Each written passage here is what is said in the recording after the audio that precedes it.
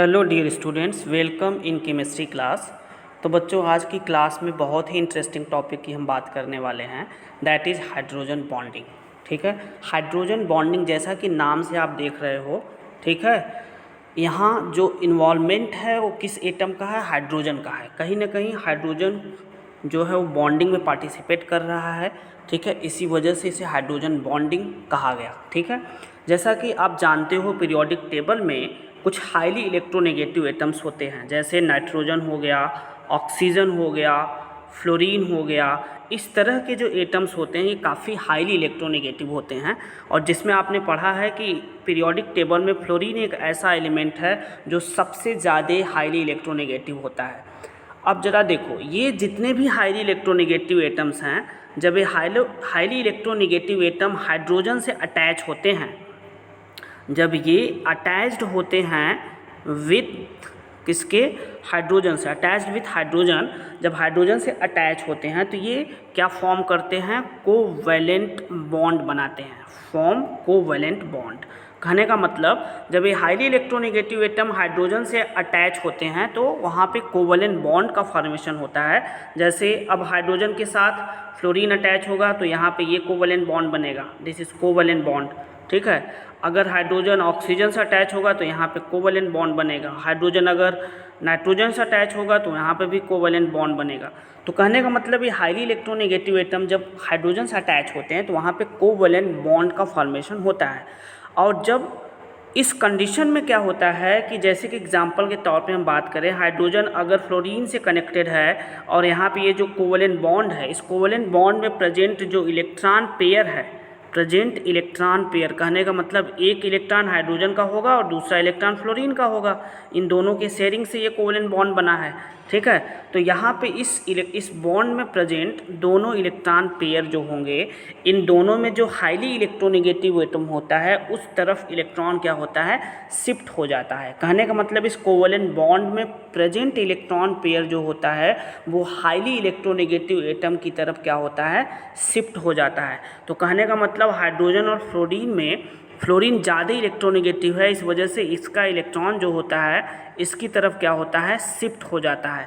और जब इसकी तरफ शिफ्ट होता है तो उस कंडीशन में क्या होता है कि हाइड्रोजन पे पार्शियल पॉजिटिव चार्ज होता है और फ्लोरीन पे पार्शियल नेगेटिव चार्ज क्रिएट होता है। ऐसा क्यों हो रहा है? क्योंकि फ्लोरीन हाईली इलेक्ट्रोनेगेटिव होने की वजह से हाइड्रोजन के शेयर्ड पेयर ऑफ इलेक्ट्रॉन्स को अपनी तरफ क्या कर रहा है? शिफ्ट कर ले रहा है, जिसकी वजह से हाइड्रोजन पे पार्शियल पॉजिटिव और फ्लोरीन पे पार्शियल नेगेटिव चार्ज क्रिएट हो जा रहा है।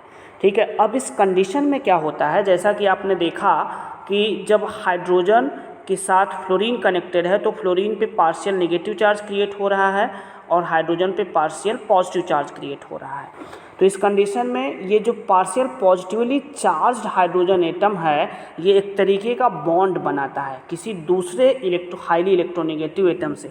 मतलब ये जो partially positively charged hydrogen atom है ये एक वीक बॉन्ड का फॉर्मेशन करता है, एक वीक बॉन्ड का फॉर्मेशन करता है। एक वीक बॉन्ड के साथ ये एक हाईली इलेक्ट्रोनेगेटिव एटम, जैसे मान लो फ्लोरीन के साथ अगर जुड़ रहा है अनदर मॉलिक्यूल ऑफ HF, तो यहाँ पे ये जो बॉन्ड बन रहा है ये जो वीक बॉन्ड बन रहा है, ठीक है, इसी वीक बॉन्ड को एक टाइप का बॉन्ड कहा गया, दैट इज हाइड्रोजन बॉन्ड। इसको क्या कहा गया? हाइड्रोजन बॉन्ड कहा गया, जिसको हम हाइड्रोजन बॉन्डिंग के नाम से जानते हैं।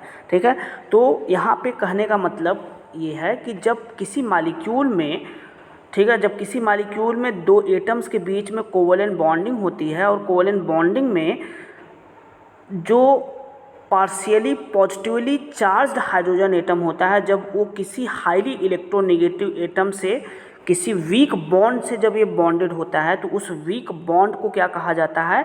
हाइड्रोजन बॉन्ड कहा जाता है। ठीक है, इस तरह के बॉन्ड को क्या कहा जाता है? Hydrogen bond. This bond is known as hydrogen bond. अब जरा देखो, ये जो वीक बॉन्ड था, ठीक है, हाइड्रोजन बॉन्ड जो होता है, बहुत ध्यान से इस बात को समझ लो, हाइड्रोजन बॉन्ड जो होता है ये वीक होता है किससे?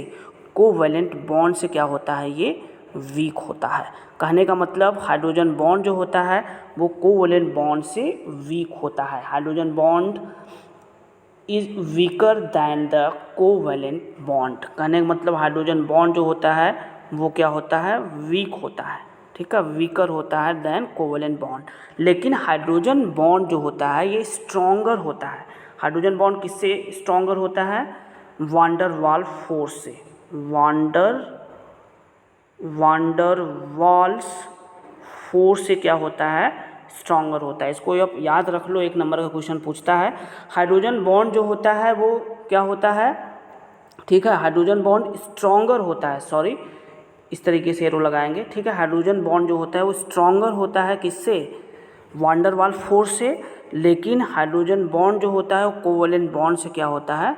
वीकर होता है।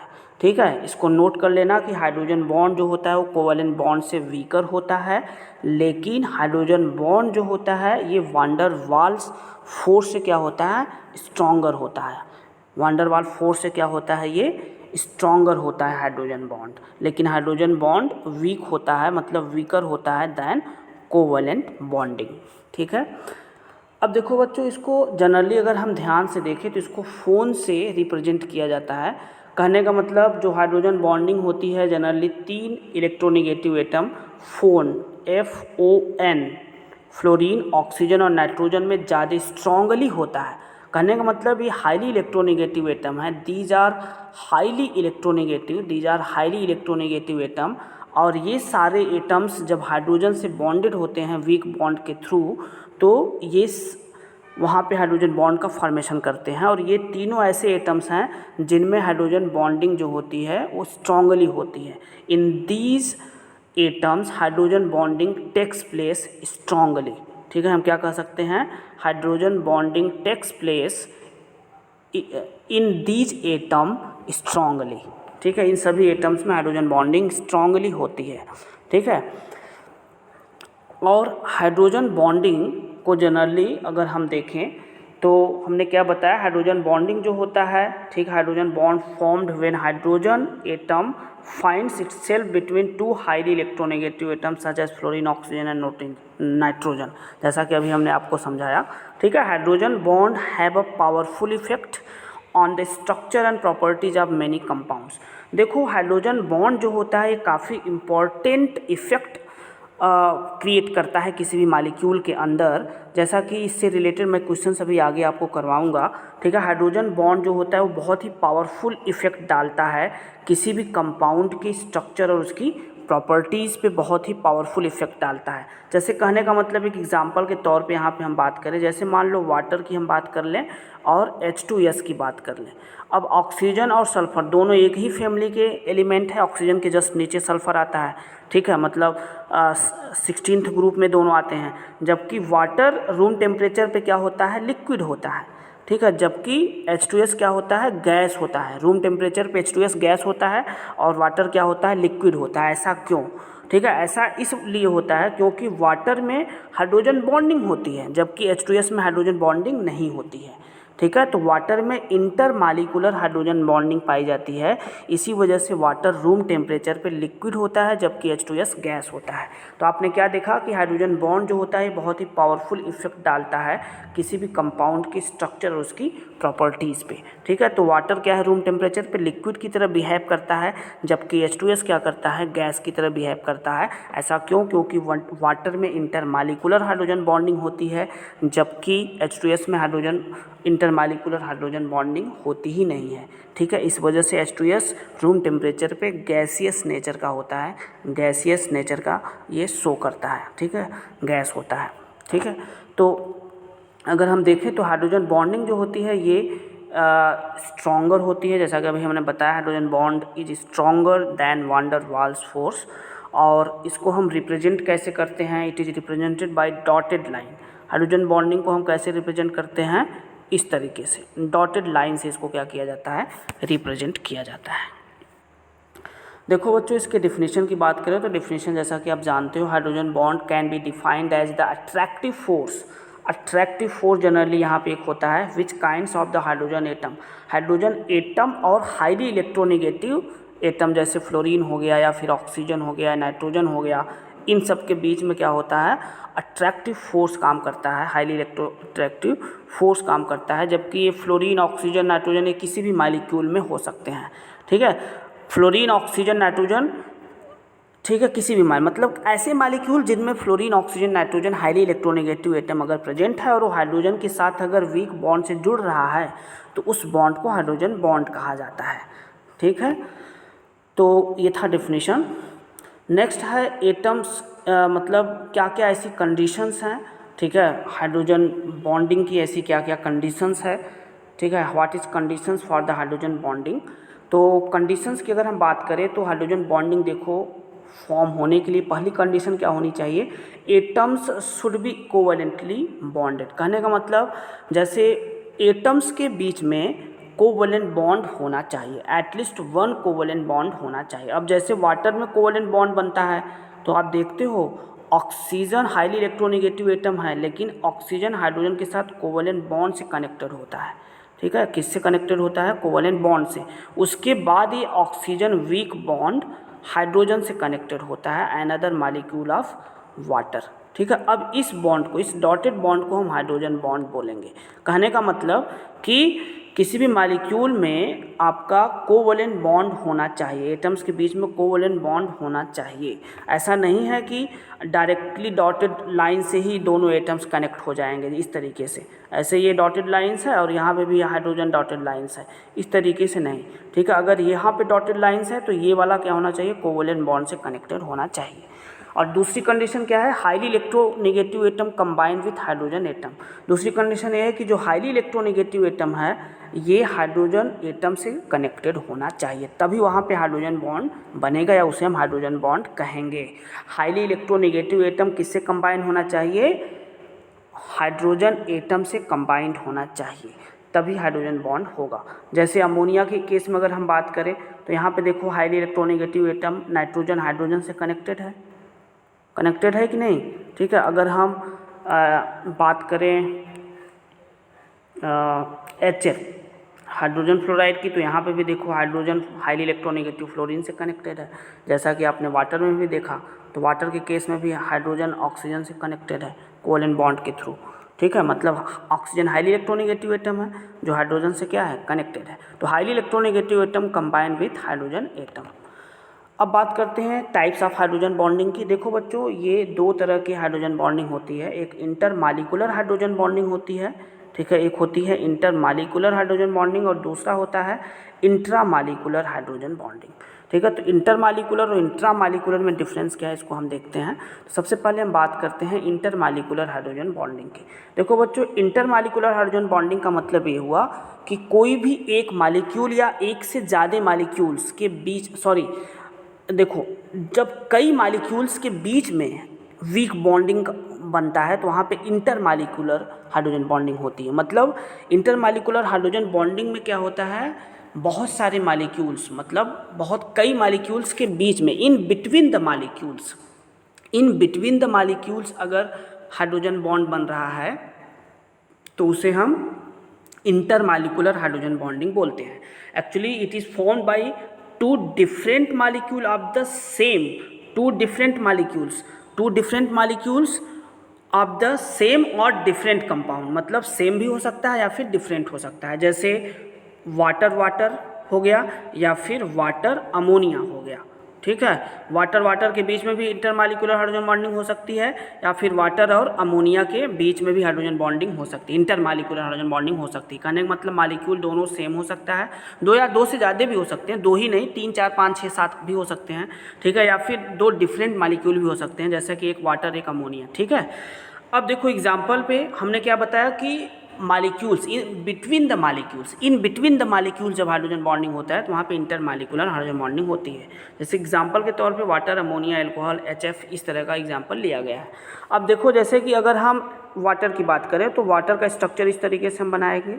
ठीक है, अब इसमें देखो ये वाला हाइड्रोजन जो है, ठीक है, ये अगर डॉटेड लाइन से जुड़ रहा है अनदर मॉलिक्यूल ऑफ वाटर, ठीक है, इस तरीके से। अब ये वाला हाइड्रोजन एटम डॉटेड लाइन से जुड़ सकता है another molecule of hydrogen water molecule. देखो ये भी वाटर मॉलिक्यूल है, ये भी वाटर मॉलिक्यूल है और ये भी वाटर मॉलिक्यूल है। अब यहाँ पे ये सब जो डॉटेड लाइंस आप देख रहे हो ना, ये सब डॉटेड लाइंस, इन्हीं डॉटेड लाइंस को क्या कहा जाता है, हाइड्रोजन बॉन्ड। वो भी किस तरह का hydrogen bond, intermolecular molecular, in between the molecule हो रहा है ना, इन बिटवीन द मालिक्यूल, इसलिए इसको इंटर मालिकुलर हाइड्रोजन बॉन्डिंग कहा जाता है।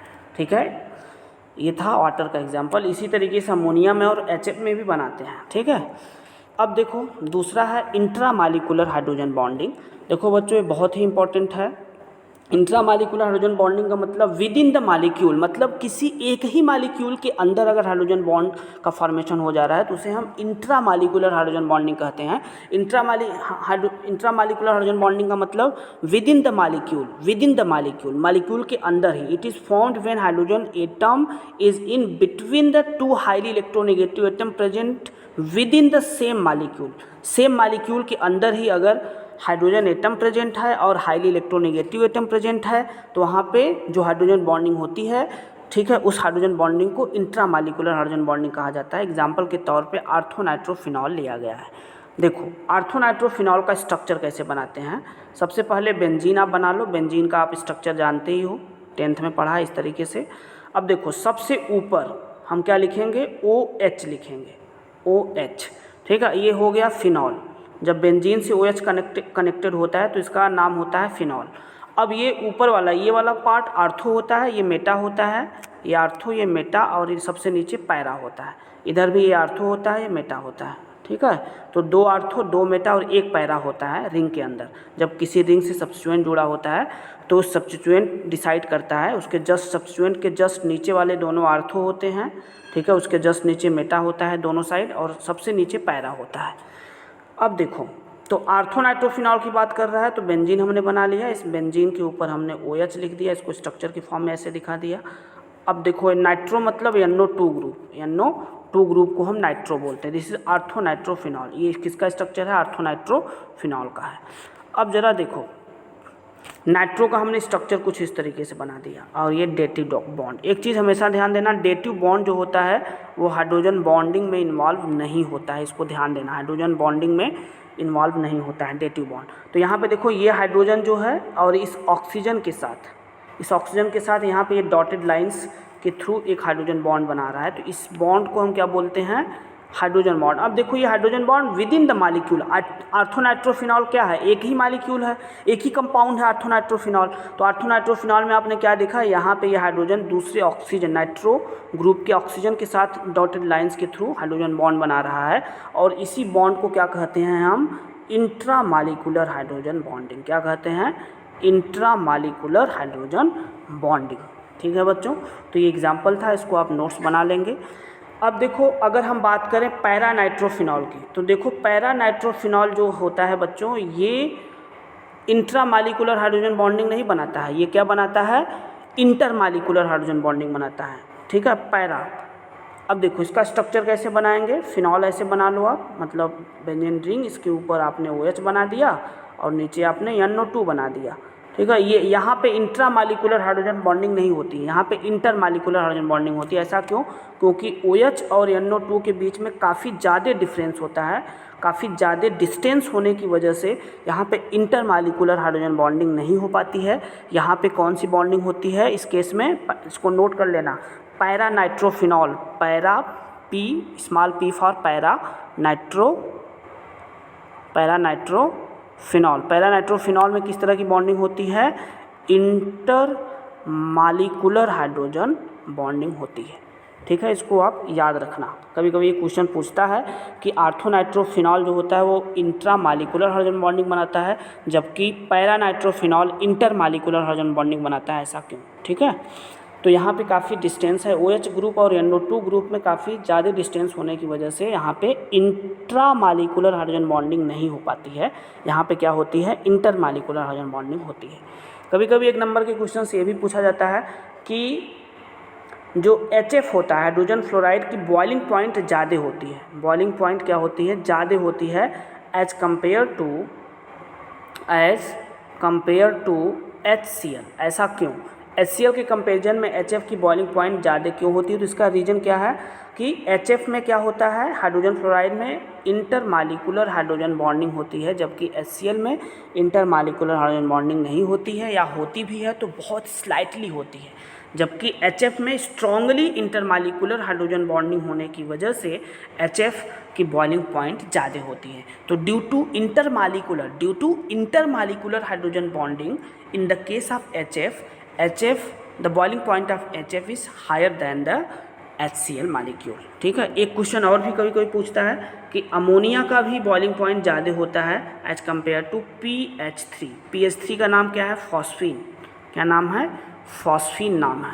तो इसका भी रीजन आप क्या बताएंगे? Due to intermolecular hydrogen bonding. Due to intermolecular hydrogen bonding in case of ammonia. ठीक है, ammonia the boiling point of ammonia is higher than PH3। PH3 में इंटरमालिकुलर हाइड्रोजन बॉन्डिंग नहीं हो पाती है, जबकि अमोनिया में होती है। इसी वजह से अमोनिया की बॉइलिंग पॉइंट जो होती है वो ज़्यादा होती है फॉस्फीन से। ठीक है बच्चों, तो आज की क्लास के लिए इतना ही। ये काफ़ी इंपॉर्टेंट टॉपिक है, इसको आप देख लेंगे, नोट्स बना लेंगे। ठीक है, तो आज की क्लास के लिए इतना ही। Okay, have a good day.